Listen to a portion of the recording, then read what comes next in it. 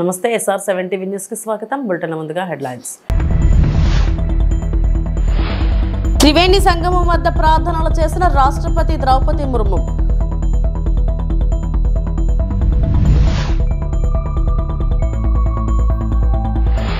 మానవత్వం చాటుకున్న ఏపీ మంత్రి అనిత.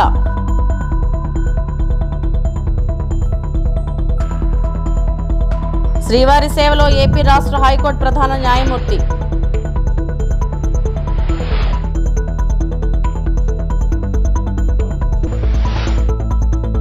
రాష్ట్రపతి ద్రౌపది ముర్ము మహాకుంభ్ 2025 కోసం ప్రయాగ్రాజ్ని సందర్శించి త్రివేణి సంగమం వద్ద పవిత్ర స్నానం చేసి ప్రార్థనలు చేశారు. డాక్టర్ రాజేంద్ర ప్రసాద్ తర్వాత కుంభమేళాలో పవిత్ర స్నానం చేసిన రెండవ రాష్ట్రపతి ఆమె.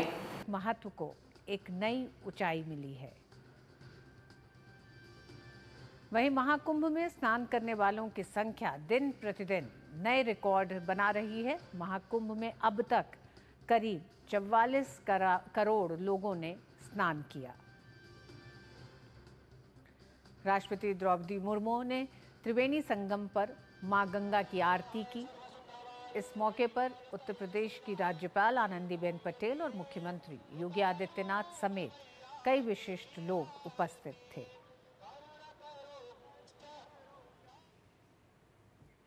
त्रिवेणी में आस्था की डुबकी लगाने के बाद राष्ट्रपति क्रूज से अक्षय वट के लिए रवाना हुई। इस दौरान उन्होंने गंगा में प्रवासी पक्षियों को दाना खिलाया।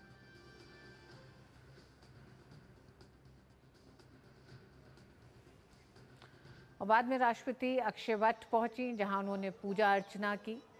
सनातन संस्कृति में अक्षय वट को अमरता का प्रतीक माना जाता है। ये हिंदू धर्म का एक महत्वपूर्ण स्थल है, जिसकी महत्ता पुराणों में भी वर्णित। ఏపీ హోంమంత్రి అనిత మానవత్వం చాటుకున్నారు. నర్సారావుపేట బైపాస్ రోడ్డులోని వై జంక్షన్ వద్ద సోమవారం ఉదయం బైక్ ప్రమాదం జరిగింది. ఈ ప్రమాదంలో ఓ యువతికి గాయాలయ్యాయి. అదే మార్గంలో శ్రీశైలం పర్యటనకు వెళ్తున్న మంత్రి అనిత దీన్ని గమనించి తన కాన్వాయ్ను ఆపారు. గాయపడిన ఆ యువతి వద్దకు వెళ్లి సపర్యలు చేశారు. మంచినీరు అందించి ధైర్యం చెప్పారు. అనంతరం వేరే వాహనంలో ఆసుపత్రికి తరలించే ఏర్పాట్లు చేశారు.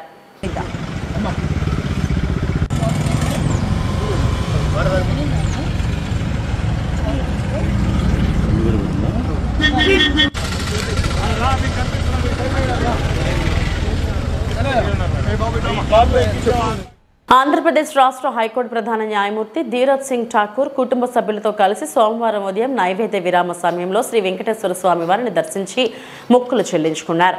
ముందుగా ఆలయ ముఖద్వారం వద్ద సీజేకు టీటీడీ అదనపు ఈవో వెంకయ్య చౌదరి స్వాగతం పలికి దర్శన ఏర్పాట్లు చేశారు. దర్శనం అనంతరం రంగనాయక మండపంలో ఆయనకు వేద పండితులు వేదాశీర్వచనం చేయగా అదనపు ఈవో తీర్థ ప్రసాదాలను అందజేశారు.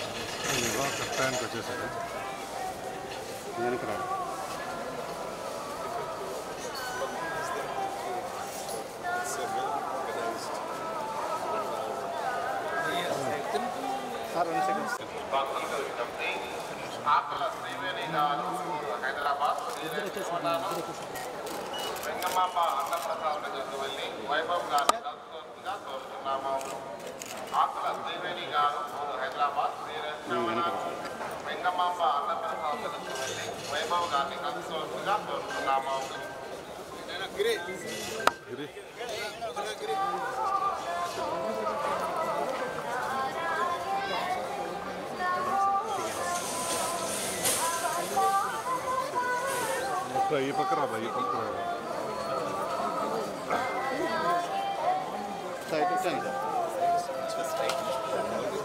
వాళ్ళ అక్కలతో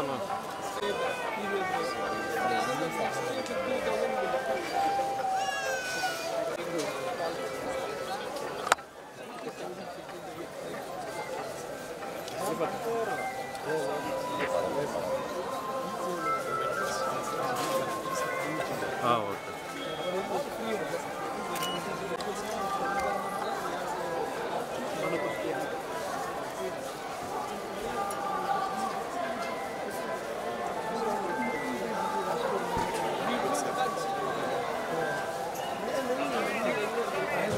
ఉభయ గోదావరి గ్రాడ్యుయేట్స్ ఎమ్మెల్సీ అభ్యర్థిగా అంబేద్కర్ కోనసీమ జిల్లాకు చెందిన రాయుడు శ్రీనివాస్ ఈరోజు కలెక్టరేట్లో జిల్లా కలెక్టరేట్ వెట్రి సెల్వికి నామినేషన్ దాఖలు చేశారు. ఈ సందర్భంగా కలెక్టరేట్ నుంచి బయటకు వచ్చిన రాయుడు శ్రీనివాస్ విలేకరులతో మాట్లాడారు. అధికారంలోకి వచ్చిన పార్టీలు అధికారం చేపట్టిన తర్వాత ఎన్నికల టైంలో ఇచ్చిన హామీలను అమలు చేయకపోయినా ఇటువంటి పార్టీలను డిస్మిస్ చేసే విధంగా గవర్నర్కు విస్తృత అధికారులు ఇవ్వాల్సిన అవసరం ఉందని పోయారు. రాష్ట్రంలో నిరుద్యోగ సమస్య పెరిగిపోవడం వల్ల ఇతర రాష్ట్రాలకు దేశాలకు వలస వెళుతున్నారని ఆవేదన వ్యక్తం చేశారు. సమాజంలో అన్ని వర్గాల సమస్యలను పరిష్కరించేందుకు ఎమ్మెల్సీ అభ్యర్థిగా పోటీ చేస్తున్నానని తనకు మొదటి ప్రాధాన్యత ఓటు వేసి గెలిపించాల్సిందిగా కోరుతున్నారు.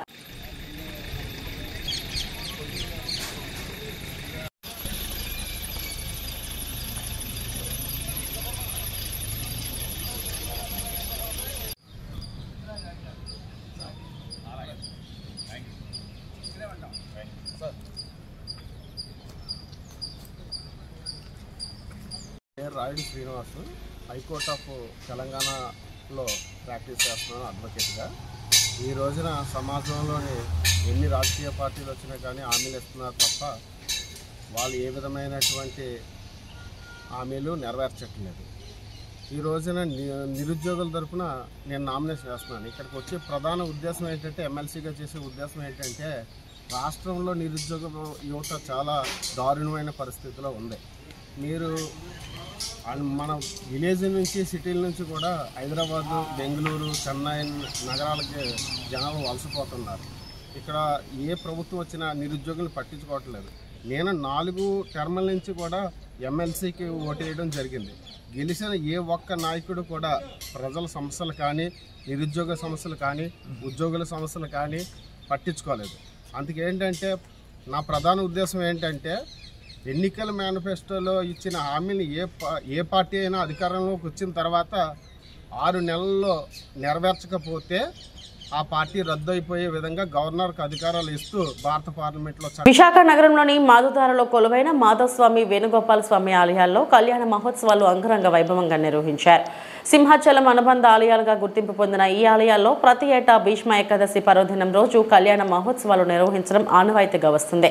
ఈ నేపథ్యంలోనే సింహాచలం ఆలయానికి చెందిన అర్చక స్వాములు, సిబ్బంది ఆయా ఉత్సవాలను అంగరంగ వైభవంగా జరిపించారు. తొలుత మాధవస్వామి ఉత్సవమూర్తులను సర్వంగ సుందరంగా తీర్చిదిద్ది కళ్యాణ వేదికపై ఆసీనులను చేశారు. ఆ తర్వాత విశ్వక్సేన, పుణ్యహవచనం, ఆరాధన, కంకరధారణ, నూతన యజ్ఞోపవితం, జీలకర్ర బెల్లం, మాంగళ్యధారణ, తలంబరాలు ప్రక్రియలను శాస్త్రోక్తంగా నిర్వహించారు. నిత్య కళ్యాణంలో పాల్గొన్న భక్తులందరికీ ఆలయ వర్గాలు తీర్థ ప్రసాదాలను అందజేశారు.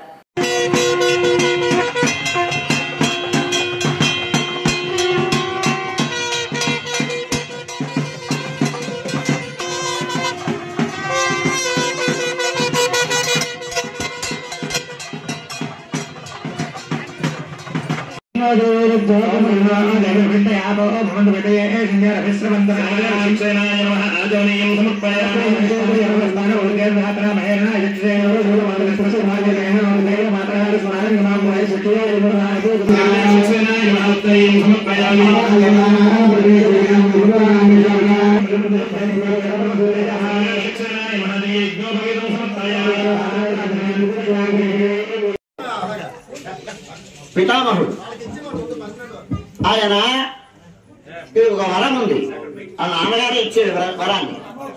ఆయన ఇష్టం వచ్చినప్పుడు ప్రాణాక్రమణం చేయగలిగినటువంటి వరం ఇచ్చాడు. ఆయన ఎప్పుడు కోరుకుంటే అప్పుడే మరణం వస్తుంది. అది అందుకోసమని ఉత్తరాయణం వచ్చేంత వరకు ఆయన ప్రాణాన్ని వదలకుండా ఉన్నాడు. అంపశయ్య మీద ఉన్నాడు.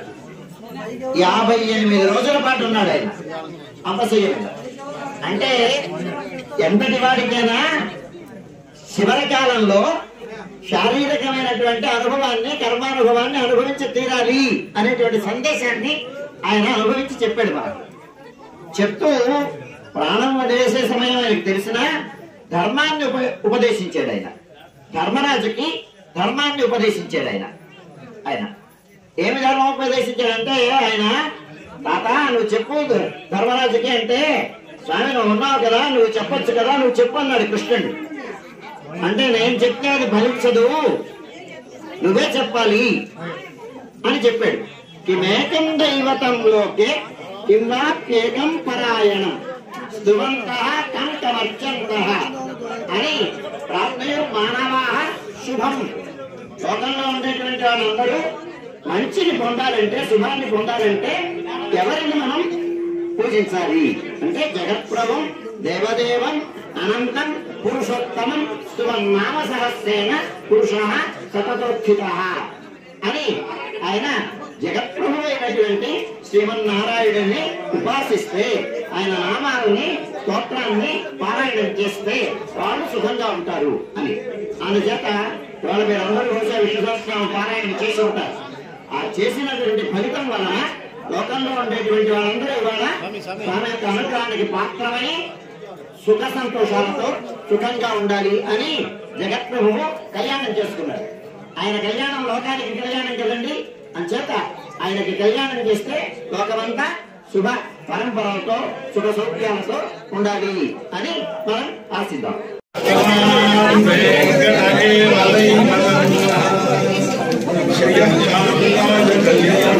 ఆంధ్రప్రదేశ్ రాష్ట్ర డీజీపీ హరీష్ కుమార్ గుప్తా విశాఖ నగర పోలీస్ కమిషనర్ డాక్టర్ శంకరప్రతాప్ బాగ్చితో కలిసి విశాఖపట్నం కమిషనరేట్ పరిధిలో గల పోలీస్ అధికారులతో సమీక్షా సమావేశం నిర్వహించారు.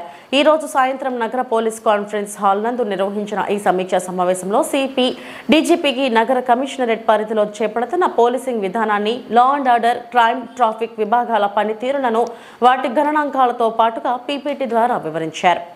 ఈ సందర్భంగా డీజీపీ మాట్లాడుతూ ముందుగా నగర పోలీస్ కమిషనరేట్ పనితీరును అభినందించారు. అనంతరం నగరంలో ముఖ్యంగా పోలీసింగ్ మరింత సమర్థవంతంగా నిర్వహించాలని, పోలీస్ శాఖ మంచి ఇన్ఫ్రాస్ట్రక్చర్ కలిగి ఉండాలని సూచించారు. విశాఖ నగరంలో క్రైమ్ పెరిగితే ఉపేక్షించేదే లేదని, డ్రగ్స్, ఇతర మాదక ద్రవ్యాలు రవాణా వినియోగంపై ఉక్కుపాదం మోపాలని, నగరంలో రౌడీజంకు తావు లేకుండా చూడాలని డీజీపీ ఆదేశించారు. అనంతరం అధికారుల నుండి ఏమైనా గ్రీవెన్స్ ఉంటే తెలుపమని కోరగా అధికారులు తమ అర్జీలు సమర్పించారు.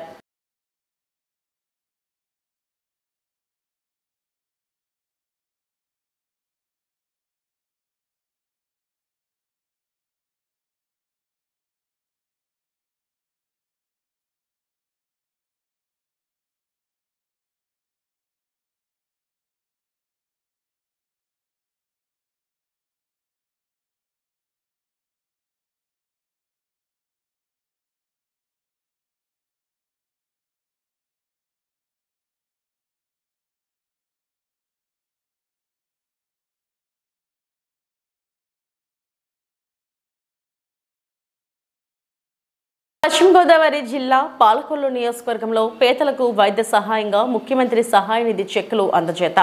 నాడు జగన్ పేదలకు వైద్యంను పూర్తిగా దూరం చేస్తే నేడు చంద్రబాబు మళ్లీ పునరుద్ధరించి ఆదుకుంటున్నారు.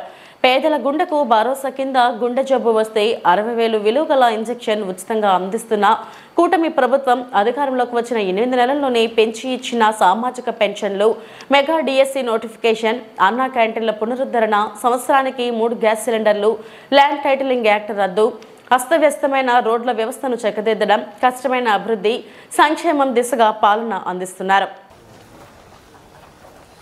వైద్యం నిమిత్తం ఖర్చు పెట్టుకునేటువంటి వాళ్ళు ఎవరైతే ఉన్నారో మరి వాళ్ళు బిల్స్ తీసుకొస్తే వాళ్ళకి సీఎం రిలీఫ్ ఫండ్ ద్వారా మరి పెద్ద ఎత్తున వాళ్ళకి సాయం అందించి మానవత్వం చాటుకున్నటువంటి ప్రభుత్వం ఈరోజు ఎన్డీఏ ప్రభుత్వం. ఎందుకంటే మనం చూస్తూ ఉన్నాం మరి ఆసుపత్రులకు వెళ్ళి 50,000, 1,00,000, 5 లక్షలు, 30 లక్షలు, 20 లక్షలు ఇట్లా బిల్లులు చెల్లించుకుని ఆరోగ్యం కుదుటపడి ఇంటికి వచ్చినా కూడా ఒక పక్క ఆరోగ్యం కుదుటపడింది అని సంతోషించాలో, ఆ హాస్పిటల్కి చెల్లించినటువంటి బిల్లుల్ని మళ్ళీ ఎట్లా తీర్చాలి, బంగారం తాకట్టు పెట్టో, ఇల్లు తాకట్టు పెట్టో, ఎక్కడో అప్పు తెచ్చుకునో వైద్యం చేయించుకున్నాం అనేటువంటి బాధ మరొక పక్కన ఉన్నటువంటి స్థితిలో అటువంటి బాధ వాళ్ళ ఇబ్బంది లేకుండా ఈవేళ మరి పెద్ద ఎత్తున ఎవరైతే ఈ యొక్క వైద్యం నిమిత్తం ఖర్చు ఏదైతే ఉందో దాని వాళ్ళ చెక్కుల రూపంలో పెద్ద ఎత్తున అందిస్తూ ఉన్నాం. అందులో భాగంగా ఈరోజు చూసాం ఏదైతే గడిచిన 4-5 నెలల కాలంలోనే మన పాలకొల్లు నియోజకవర్గంలో అది 1,59,17,259 రూపాయలు అంటే ఇంత పెద్ద ఎత్తున 5-6 మాసాల్లోనే. మళ్ళీ ఈరోజు మరి 11,93,535 ఏదైతే ఒక 10 మందికి ఈరోజు కూడా సీఎంఆర్ఎఫ్ చెక్కులు అంటే ఈ రకంగా 5-6 నెలల కాలంలోనే మరి దగ్గర మరి 1,70,00,000, 1,80,00,000 రూపాయలు ఈరోజు సీఎంఆర్ఎఫ్ ద్వారా పేదలకు వైద్య నిమిత్తం అందించామని అంటే ఈ ప్రభుత్వం ఎంత కష్టపడి పనిచేస్తున్నాం అనేటువంటిది ఇదే ఒక ఉదాహరణ అని చెప్పి తెలియజేసుకుంటూ, ఎవరైతే ప్రజలున్నారో వాళ్ళకి సేవ చేయాలనేటువంటి తపన ఉంటేనే ఇటువంటివి సాధ్యమవుతాయి. అవన్నీ లేనిటువంటి వ్యక్తులు కాబట్టి గత పాలనలో ₹1 కూడా ఎవరికి కూడా సరైనటువంటి విధంగా సీఎంఆర్ఎఫ్ అందలేదు అని అంటే మరి గత ప్రభుత్వానికి ఈ ప్రభుత్వానికి ఎంత తేడా ఉంది సేవలు అనేటువంటి విషయాన్ని కూడా ప్రజలందరూ కూడా గుర్తుపెట్టుకోవాలని చెప్పేసి మీ ద్వారా అందరినీ కూడా కోరుకుంటూ ఉన్నాం. అనకాపల్లి జిల్లా నర్సీపట్నం అబిద్ సెంటర్లో ఉన్న అంబేద్కర్ విగ్రహం వద్ద నర్సీపట్నం మాల జేఏసీ ఆధ్వర్యంలో ఆకువీడులో దళితులపై ఏపీ డిప్యూటీ స్పీకర్ రఘురామకృష్ణంరాజు చేస్తున్న భూదందాలు దాడులకు నిరసనగా చేపట్టారు. మొదటగా అంబేద్కర్ విగ్రహానికి పూలమాలలు వేసి నివాళులు అర్పించారు. ఈ సందర్భంగా వారు మాట్లాడుతూ, ఒక రాజ్యాంగబద్ధ పదవిలో ఉండి అన్యాయంగా దళితుల భూములను లాక్కోవడం, మాట వినకపోతే దాడులు చేయడం దారుణమన్నారు. అన్యాయంగా పేదల పొట్ట కొడుతున్నామన్నారు. మీరు దళితుల జోలుకొస్తే ఊరుకునేదే లేదన్నారు. తక్షణమే దళితులకు క్షమాపణలు చెప్పి వారి భూములు వారికి ఇవ్వాలని, లేని పక్షంలో రాష్ట్ర వ్యాప్తంగా పెద్ద ఎత్తున పోరాటం చేస్తామని హెచ్చరించారు. కార్యక్రమంలో నర్సీపట్నం నియోజకవర్గం Bahujan Samaj party convener Botta Nagaraju, Bhimarao party Anakapalli జిల్లా పార్టీ అధ్యక్షులు నేతల నాగేశ్వరరావు, అంబేద్కర్ ఇండియా మిషన్ అనకాపల్లి జిల్లా కో కన్వీనర్ సాల్మన్ రాజు తదితరులు పాల్గొన్నారు. బహుజన బొట్ట నాగరాజు, నేను బీఎస్పీ పార్టీ అనకాపల్లి జిల్లా ఇన్ఛార్జిగా పనిచేస్తూ ఉన్నాను. ఈరోజు ఆకివీడ్లో రఘురామరాజును చాలా విచ్చలవిడిగా రాజ్యాంగాన్ని దుర్వినియోగం చేస్తూ ఉన్నాం. కాబట్టి ఇది సరైన పద్ధతి కాదని చెప్పేసి మేము బీఎస్పీ పార్టీగా ఖండిస్తూ ఉన్నాం. అంటే నీకు ఈ రాజ్యాంగం అంటే నీకు లెక్కలేదు, అంబేద్కర్ లెక్కలేదు. నువ్వు గతంలో కూడా అంబేద్కర్ ఫోటో ఉన్న బ్యానర్ను తొలగించి తప్పు చేసావు. అలాగే ఈరోజు మా సోదరులైనటువంటి మా దళితుల భూములు నువ్వు నాటుకొని దానిపైన నువ్వు కోర్టులు సంపాదించాలని చెప్పేసి నువ్వు చూస్తూ ఉన్నావు. అలాంటి ఆటలు నీకు సాగమని చెప్పేసి చెప్తా ఉన్నావు. అంటే నీ దళితులు ఒకటే కాదు, బహుజనులుగా ఉన్నటువంటి ఎస్సీ ఎస్టీలు అందరూ కూడా మేమందరూ వాళ్ళకి మద్దతుగా ఉంటాం. అక్కడ ఈ ఆకులు ఏదైతే నువ్వు ఆ స్థలాన్ని కబ్జా చేయాలనుకున్నావో ఆ స్థలాన్ని కాపాడడం కోసం మేమందరం ఎంత దూరం వెళ్తామని చెప్పి చెప్తా ఉన్నాం.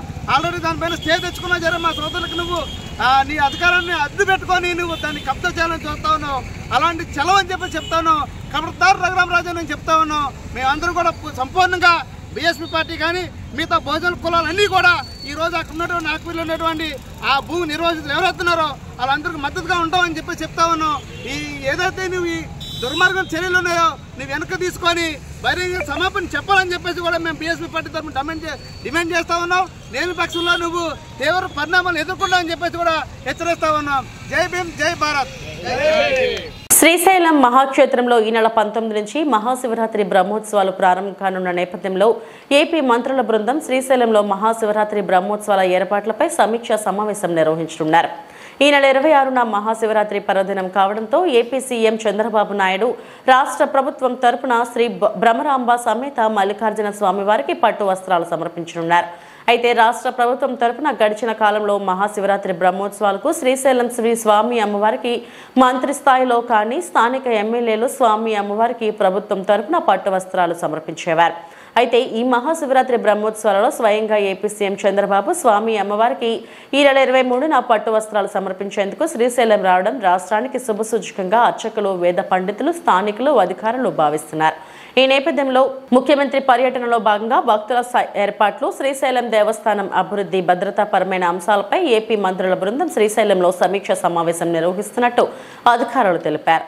నేడు మధ్యాహ్నం 3 గంటల సమయంలో జిల్లా అధికారులు, మంత్రులు పయ్యావుల కేశవ్, ఆనం రామనారాయణ రెడ్డి, అనగాని సత్యప్రసాద్, హోంశాఖ మంత్రి అనిత, ఎన్ఎండి ఫారూక్, బీసీ జనార్దన్ రెడ్డిలతో పాటు శ్రీశైలం ఎమ్మెల్యే బుడ్డ రాజశేఖర్ రెడ్డి, ఎంపీ సబరి, నంద్యాల కలెక్టర్ రాజకుమారి తదితరులు హాజరయ్యారు.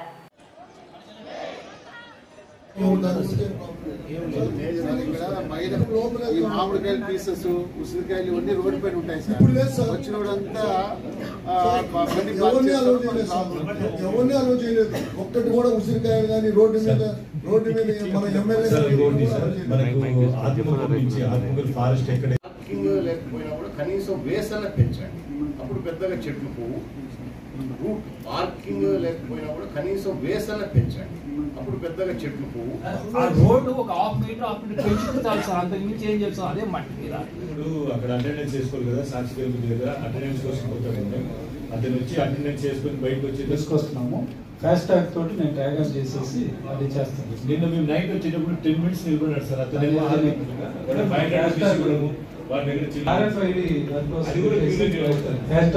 ఏమంటే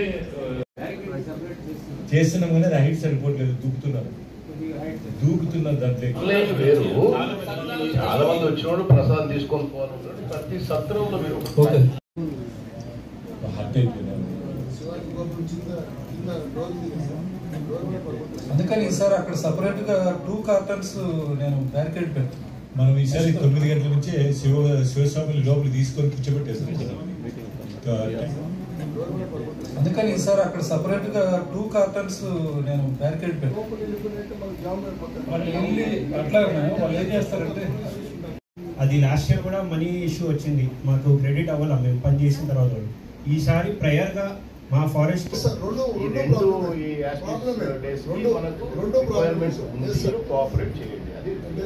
అది మా లెవెల్లో తీసుకెళ్ళింది కాదు సార్.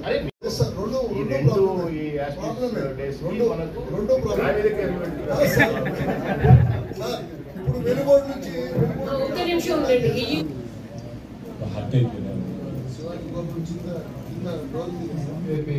బ్యాడ్జీలు అడ్డుదొరుకుతాయి. తర్వాత సార్ ఇవన్నీ అయిపోయిన తర్వాత లడ్డు కౌంటర్ దగ్గరికి ఒక్కటేసారి వచ్చి పడతారు. నంద్యాల జిల్లా ఆలగడ్డ రుద్రవరం మండలం కోటకొండ గ్రామంలో అక్రమ మట్టి తవ్వకాలు జరుగుతున్నట్టు సాక్షిలో వచ్చిన కథనంపై స్పందించిన టీడీపీ నాయకులు కోటకొండ కొలను చెరువులో నుంచి అక్రమంగా మట్టి తోలుతున్నారంటున్నారు. గ్రామస్తులు అందరూ కలెక్టర్ను కలిసి కొలను చెరువు పూడి ఉందని మట్టి తవ్వేసి మమ్మల్ని కాపాడాలంటూ అర్జీ ఇవ్వడం జరిగింది. South zone railway contractor railway track సంబంధించి మన్ను కావాలని ఎంఆర్ఓను మరియు విఆర్ఓకి అర్జీ ఇచ్చి రాయల్టీ కట్టి మరి ఈ మట్టిని రైల్వే ట్రాక్ కు సంబంధించి పంపించడం జరిగిందని, దీనికి సంబంధించిన ప్రతి ఒక్క ఆధారాలు మా దగ్గర ఉన్నాయని టీడీపీ నాయకులు పేర్కొన్నారు. అనవసరంగా తప్పుడు కథనాలు రాస్తూ మా టీడీపీ నాయకులపై బురజల్లే వార్తలు రాస్తున్న సాక్షి దినపత్రికకు మేము సవాల్ విసురుతున్నాం. ఈ మట్టిపై సంబంధించిన అన్ని ఆధారాలు రాయల్టీస్ మా దగ్గర ఉన్నాయని, మీ దగ్గర ఏమైనా ఆధారాలు ఉంటే నిరూపించి వార్తలు రాయాలని, ఆధారం లేకుండా వార్తలు రాస్తే చట్టపరమైన చర్యలు తీసుకుంటామని హెచ్చరించారు. ఈ కార్యక్రమంలో మండల కన్వీనర్ లింగం రంగనాయకులు, మాజీ ఎంపీపీ పోలా గురుమూర్తి, పేరూరు రామనాథ్ రెడ్డి, తూపల్లేరు యువరాజు తదితరులు పాల్గొన్నారు. రంగయ్య గారు ఇంత ఇది వరకు చెప్పిన విధంగా జరుగుతున్న విషయం ఒకటి, వాస్తవాలుగా రాయడం పత్రికా నిబద్ధతకు సంబంధించిన విషయం. మేము పత్రికా నిబద్ధత మీద సవాలేస్తూ ఈరోజు ప్రెస్ మీట్ పెట్టడం జరిగింది. ఎందుకు అంటే మొట్టమొదటిగా నేషనల్ కాదు ఇంటర్నేషనల్ అయిపోయింది. ఫస్ట్ వాళ్ళ అధినేత దగ్గర నుంచి తీసుకున్నాం. ఈరోజు జరుగుతున్న వాస్తవాలను మీరు గమనిస్తూనే ఉన్నారు. ఆయన నేషనల్ కాదు ఇంటర్నేషనల్ మీడియాలో కూడా వెలిగిపోతూ ఉన్నాడు. మన ఆంధ్రప్రదేశ్ పేరు ప్రఖ్యాతులను ఎక్కడికి అమెరికా వరకు తీసుకుపోయినాడు ఆయన. మన లోకల్ వరకు తీసుకున్నామంటే ఈరోజు మా రుద్రవరం మండలంలో జరుగుతుండేది కోటకొండ ఇష్యూ అని చెప్పారు. కోటకొండ ఇష్యూకు సంబంధించి మొత్తం విత్ రాయల్టీ కట్టి రైల్వేకు సంబంధించిన ఒక కాంట్రాక్ట్ కోసం గవర్నమెంట్కు ప్రాపర్ రాయల్టీ కట్టి మేము అక్కడి నుంచి మట్టి తరలించడం జరుగుతూ ఉంది. అంతకు తప్పితే వేరే ఇష్యూస్ ఏం లేవు. ఈ ఇష్యూను బట్టి వాళ్ళు ఏమంటున్నారంటే ఒక్కొక్క రోజుకు ₹1 కోటి సంపాదించే క్యాపబిలిటీ తెలుగుదేశం పార్టీ నాయకులు అక్రమంగా తవ్వుతున్నారు అంటున్నారు. పార్టీకి సంబంధించిన నాయకులను పక్కన పెడదాం కొద్దిసేపు. ఆయన డైరెక్ట్గా ప్రతిరోజు 2 రోజులకు ఒకసారి 3 రోజులకు ఒకసారి ప్రెస్లో రాయడం జరుగుతూ ఉంది. జనాలు కూడా దీన్ని నిజమని నమ్మాల్సిన పరిస్థితులు వస్తాయి. ఎందుకంటే రోజు పాడిందే పాట ఆయన పాడుతూ ఉన్నాడు సాక్షి మీడియాలో. ఆ పాడిందే పాట కోసం మేము ఈరోజు డైరెక్ట్లీ చెప్తా ఉన్నాం.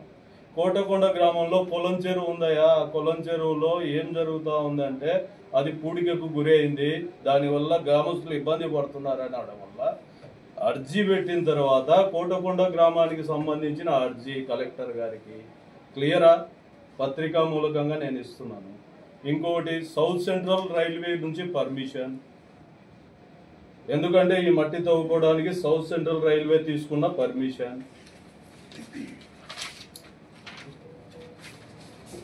ఫస్ట్ నుంచి వెళ్దాం.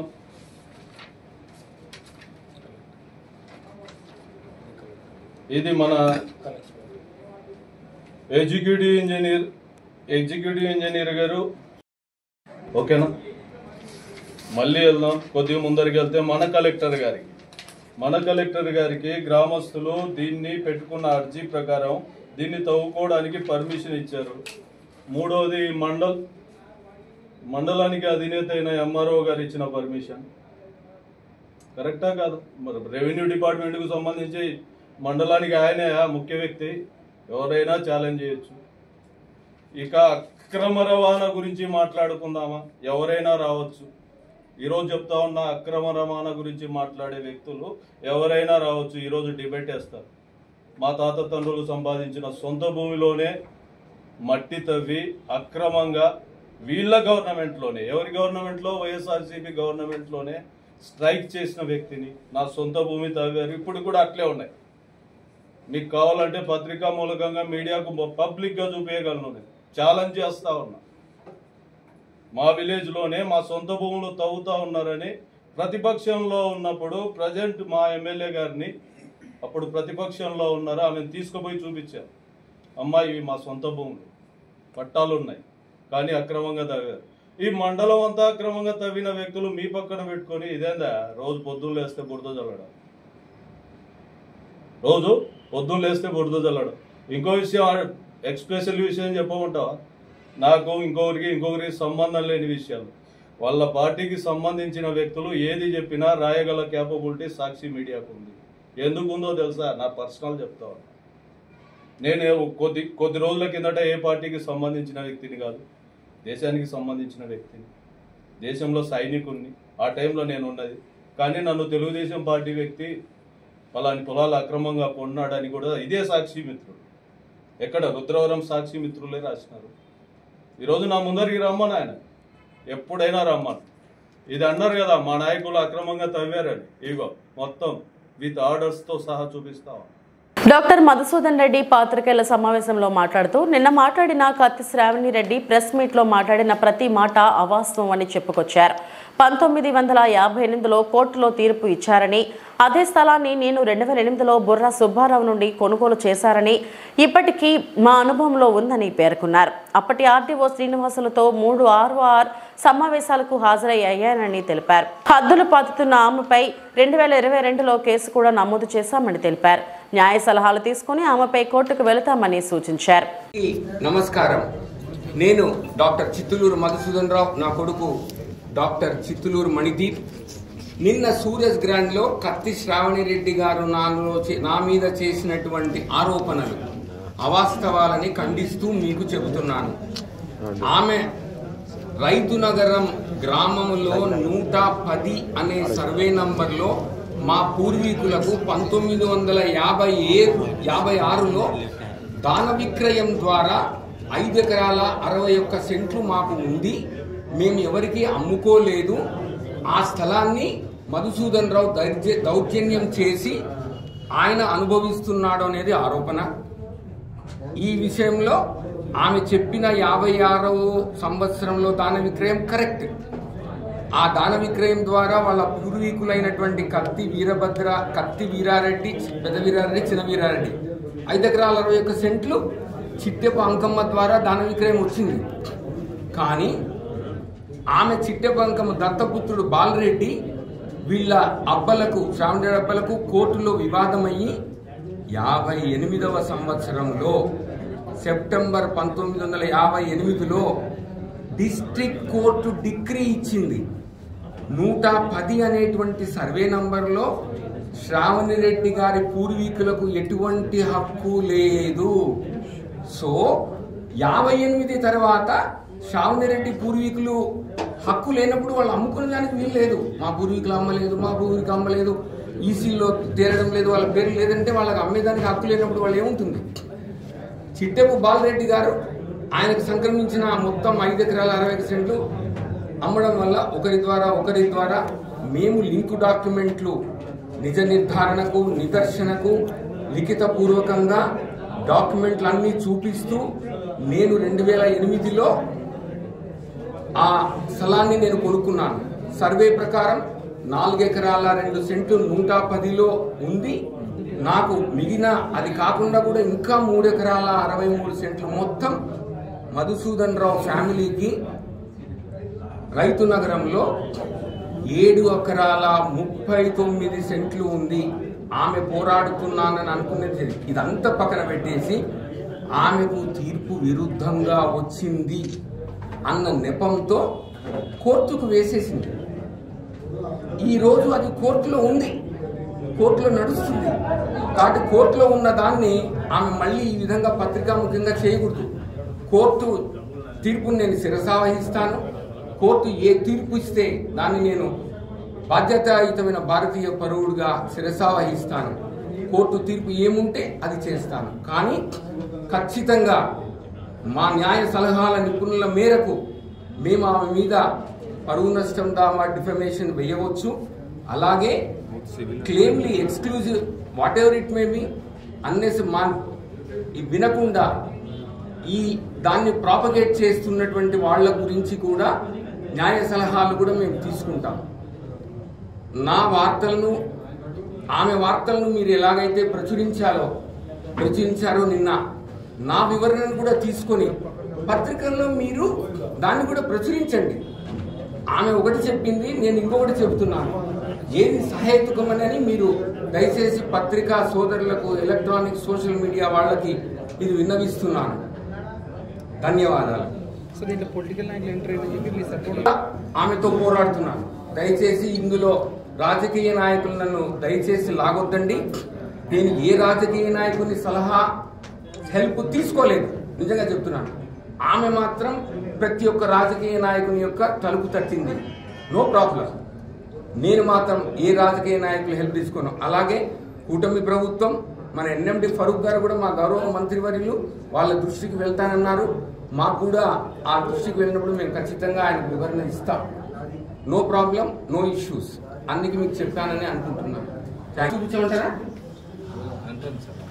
వాస్తవాలండి. మీరికి నమస్కారం. నిన్న శ్రావణి రెడ్డి గారు మా నాన్న పైన చేసిన ఆరోపణలని నేను తీవ్రంగా ఖండిస్తున్నాను. ఒక కొడుకుగా నాకు చాలా బాధ కలిగింది. మా నాన్న నాకు నేను చాలా బాధపడిపోయి, ఏంటిది ఒక సేవా తత్పరత, మధుసూదన్ రావు అంటే ఏంటిది అని చెప్పి నంద్యాలే కాదు, రాయలసీమ కాదు, ఎంటైర్ సౌత్ ఇండియా తెలుసు. అటువంటి వ్యక్తిని పట్టుకొని నోటికి ఏది వస్తే అది మాట్లాడడం అనేది సభ్యకరంగా, సమాజంగా ఏమి ఉద్దేశం ఇస్తుందో నాకు అర్థం కాలేదు. కొడుకుగా నేను చాలా చాలా మనస్తాపం చెందితే మా నాన్న ధైర్యం చెప్పి, మనం ఈమెతో గత 4-5 సంవత్సరాలుగా ఎవరి సహాయం లేకుండా మన పక్కన నిజం, నిజాయితీ, న్యాయంతో మనం పోరాడుతున్నాం. ఒకరి అండ లేకుండా ఓన్లీ న్యాయవాదులతో మేము సమర్పిస్తూ దీనిని ఫైట్ చేస్తున్నాం. అటువంటి దాంట్లోకి అనవసరంగా రాజకీయ నాయకులని వాళ్ళని తీసుకొని వచ్చి ఇది హై పొలిటికల్ డ్రామాగా తయారు చేసి దీనిని వైరల్ చేసి ఆమె ఏదో లబ్ధి పొందాలన్న దురుద్దేశంతో నిన్న అన్ని చాలా అవాస్తవాలను ఇవన్నీ చెప్పడం జరిగింది. మేము ఇప్పుడు ఇందాక మీకు ఒక 15-20 నిమిషాల దాకా మీకు అన్ని అవాస్తవాలను ప్రూవ్ చేశాం. ఆమెకి నిజంగా నిజాయితీగా 1 సెంటు భూమికి ఆమె దగ్గర 1 పత్రం ఉంటే తీసుకొని రమ్మండి, కోర్టులో ప్రొడ్యూస్ చేయమనండి, కోర్టు కేసు గెలవమనండి. మేము ఆమెకి పువ్వుల్లో పెట్టి ఆ భూమిని మేము అందిస్తాం. ఇది మధుమణి కుటుంబం తరపు నుంచి మేము ఇచ్చే వాగ్విధానం అనుకోండి. కానీ మా పైన సేవా ముసుగు అట్లాంటి పదాలను వాడుతూ ఒక వ్యక్తి 34 సంవత్సరాలుగా ప్రజలకి సహాయపడుతున్న వ్యక్తిని దురుద్దేశంతో దుర్భాషలాడి సొంత లాభం కోసం మాట్లాడడం వల్ల వచ్చిన లాభం ఏంటో నాకు తెలియదు. 1 డాక్యుమెంట్ గా ఆమె దగ్గర ఉంటే దయచేసి తీసుకొని రమ్మనండి. తీసుకొని రారు, కోర్టులో ప్రొడ్యూస్ చేయరు, కోర్టు వాయిదాలకి వాళ్ళు రారు. ఇలా జరుగుతున్నప్పుడు ప్రెస్ మీట్ పెట్టి అవాస్తవాలను వాస్తవాలుగా చేయాలన్న ఈ ఆలోచనని దయచేసి మేము ఖండిస్తున్నాము. పత్రికా సోదరులకి నేను మనస్ఫూర్తిగా విన్నపిస్తున్నది ఏంటంటే, మా వైపు స్టోరీ విన్నారు, మీ దగ్గర ఆల్ ప్రూఫ్స్ అండ్ డాక్యుమెంట్స్ మీకు ఇచ్చాము. దయచేసి ఈ వాస్తవాన్ని ప్రజలలోకి తీసుకెళ్ళండి. మేము ఇప్పుడు ఎవరికో భయపడో. ఇవి ఇప్పటి వరకు నా బులెటిన్ అప్డేట్స్. నమస్తే.